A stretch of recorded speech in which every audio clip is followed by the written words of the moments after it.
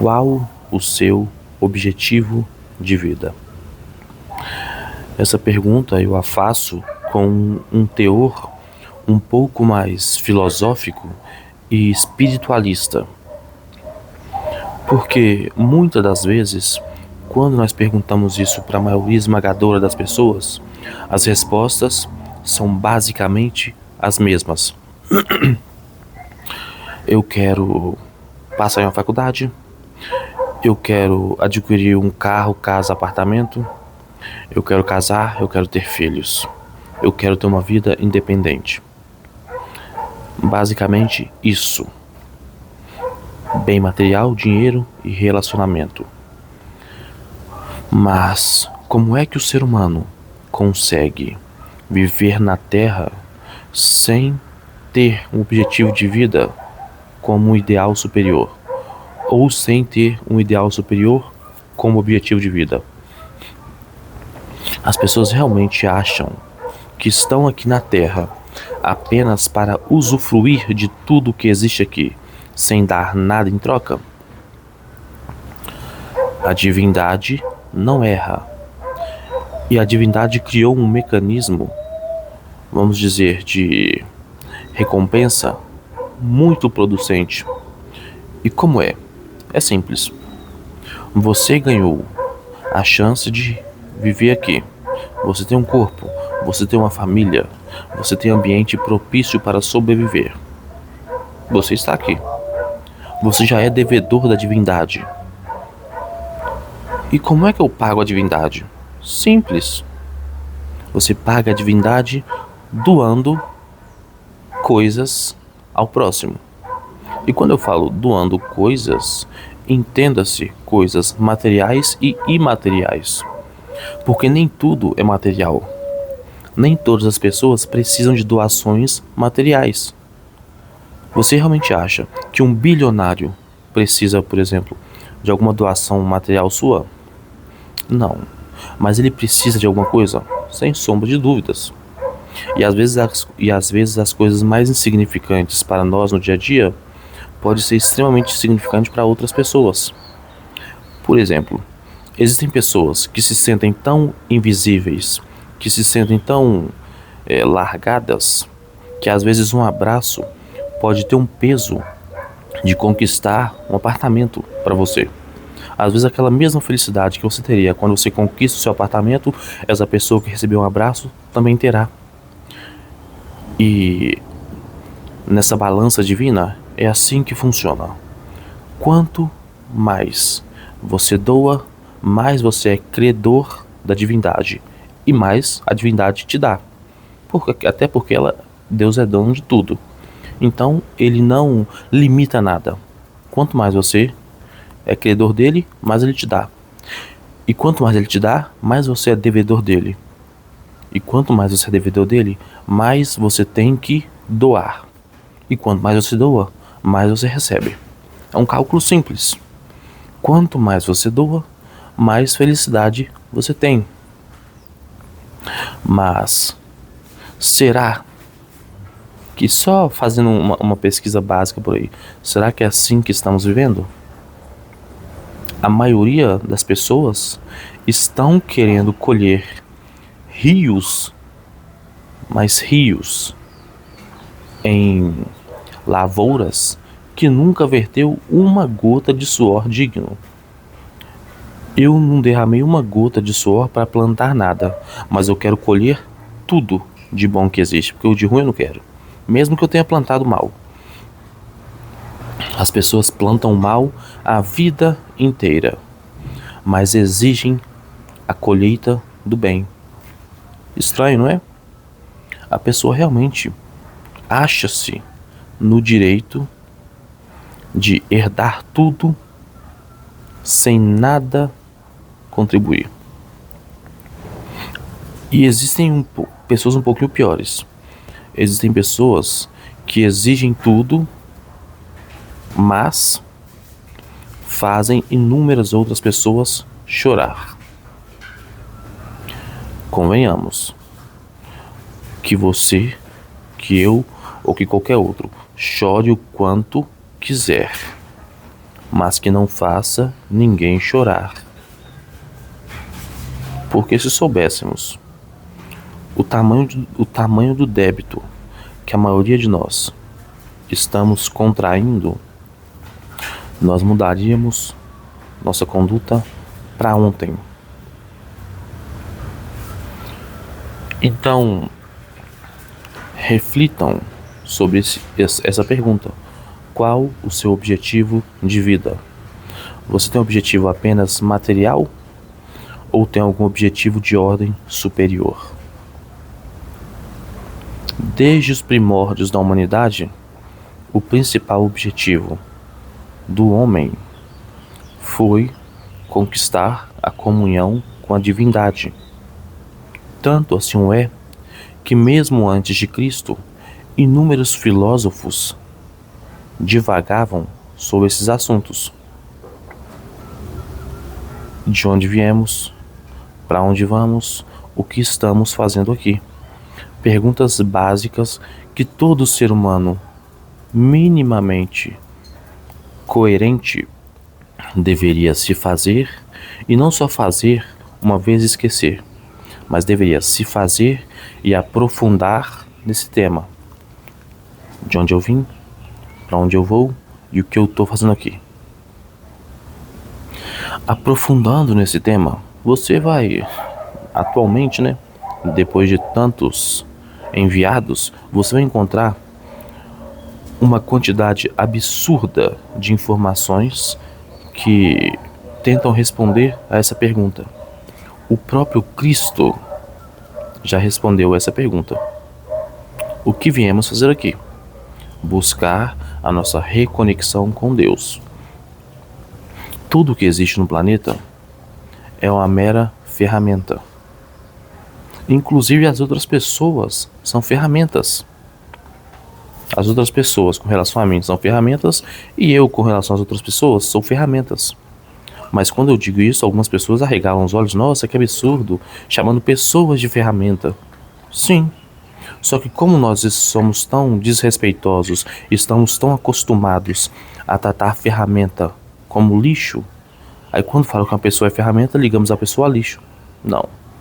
Se tudo no planeta foi nos emprestado por Deus, inclusive o nosso corpo, que também é uma ferramenta, qual é a relação que nós devemos ter com essas ferramentas? Relação de respeito, moral, hombridade. Então, quando eu me relaciono com a outra pessoa, ela pode ser uma ferramenta de construção ou destruição na minha vida. Existem pessoas que entram na sua vida para corrigir um pequeno, grande erro que você carregava dentro de você. Enquanto existem pessoas que vai pegar esse pequeno, grande erro, vai transformar numa cratera enorme. Ferramentas para o mal e para o bem. E ferramentas foram feitas para serem usadas com respeito ou com desrespeito. Um pedreiro que pega sua ferramenta de trabalho do dia a dia e trata com desrespeito, com menosprezo, ele conseguirá trabalhar durante muito tempo com essa ferramenta? Não, porque ele vai destruir essa ferramenta. E convenhamos, quantas vidas diversas pessoas já não destruíram por aí? Existem pessoas que nunca cometeram nenhum crime, segundo o Código Penal brasileiro. Mas, segundo o Código Penal da Vida Eterna, ou o Código Penal de Deus, essa pessoa já cometeu centenas de atrocidades. Porque às vezes as ditas pessoas de bem cometem inúmeros atos que geram destruição de famílias. Como nos relacionamos com o próximo? Como tratamos tudo aquilo que recebemos da divindade? Qual o nosso objetivo de vida? A comunhão com Deus passa pelo conhecimento principal das leis universais. O que é o Evangelho do Cristo? Conhecimento das leis universais. Cristo veio fundar uma religião? Não. Cristo veio te ensinar química avançada. Cristo veio te ensinar física avançada. Cristo veio te ensinar direito penal universal avançado. Cristo veio te ensinar direito civil avançado. É simples, não tem erro. Cristo veio te ensinar biologia avançada. Como você deve se relacionar com o seu corpo e com os outros seres vivos da Terra. Biologia. Cristo veio ensinar isso. Como você vai usar as leis da física para interagir com o mundo e gerar mudanças nele. Cristo ensinou isso. Como você vai se relacionar com o próximo nas relações interpessoais e com a sociedade. Direito civil, direito penal. Só que do Cristo, não da sociedade. E vou corrigir aqui. Nem do Cristo, da divindade. Deus. Só que Cristo, como representante de Deus, veio ensinar isso. E nós aqui achando que Cristo veio fundar religião. Ai, porque a religião A foi a primeira religião fundada por Cristo. É a única religião que existe. É sério. Esse é o nível de relação com a divindade que nós teremos. Infantilidades. Achar que Cristo veio fundar a religião. Não. Cristo veio ensinar leis universais, leis que não mudam. Se você aprender a física que o Cristo ensinou, você pode ir para qualquer galáxia que vai estar lá. As leis da física que o Cristo ensinou não mudam. Até porque, convenhamos, né? A física quântica conseguiu nos provar que tudo que existe, tudo que existe, você, seu cabelo, essa rede aqui, a madeira ali, os cachorros aqui, as paredes aqui, tudo é composto por átomo. Ou seja, a Terra, as galáxias, o universo, compostos por átomo. E se isso tudo é composto por átomo, existe uma lei universal que rege isso, correto? Correto. E a partir da hora que eu compreender essa lei universal, eu vou conseguir agir na matéria e fora dela, em qualquer lugar do universo, correto? Correto. E Cristo veio ensinar uma religião? Não. Cristo veio ensinar isso que eu falei. Leis universais.